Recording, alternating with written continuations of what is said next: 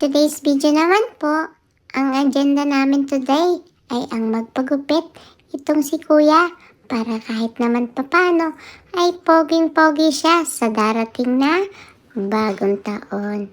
At yan nga po, nandito na kami sa sasakyan at medyo nasisilaw ako sa sikat ng araw.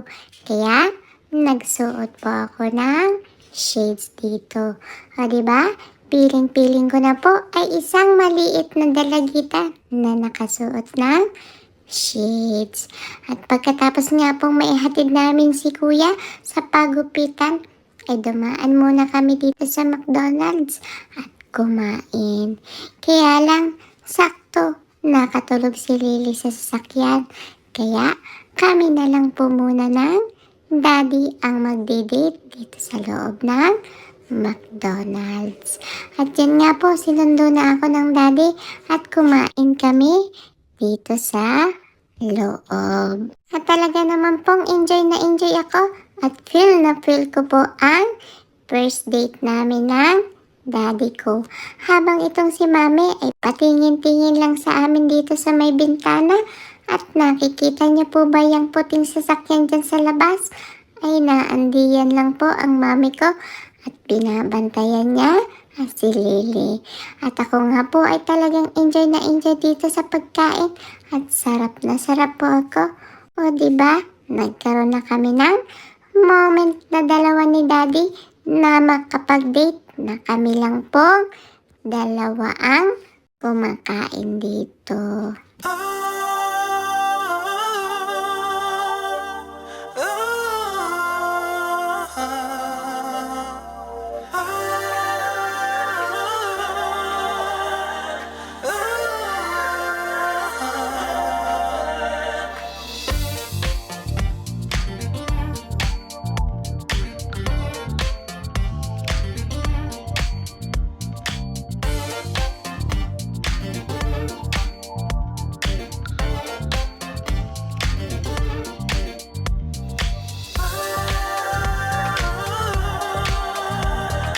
Ay hindi pa nga po kami tapos mag-date ng daddy ko.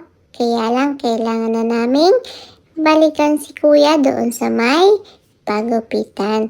Kaya daladala ko na lang po dito sa sasakyan itong kinakain ko french fries at saka po itong ketchup.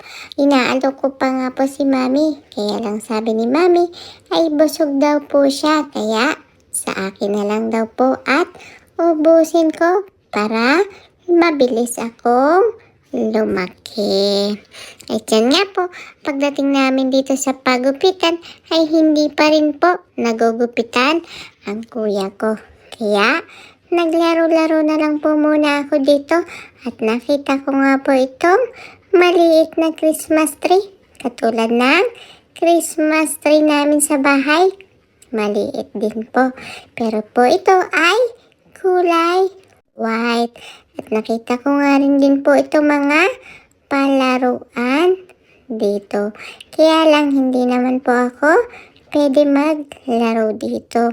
Buti na nga lang po, binigyan ako ng makakain ng isa sa mga tagagupit. Meron po sila dito goldfish. Kaya habang hinihintay ko po si Kuya, ay kumakain-kain po ako dito at nanonood po ako sa isang malaking TV.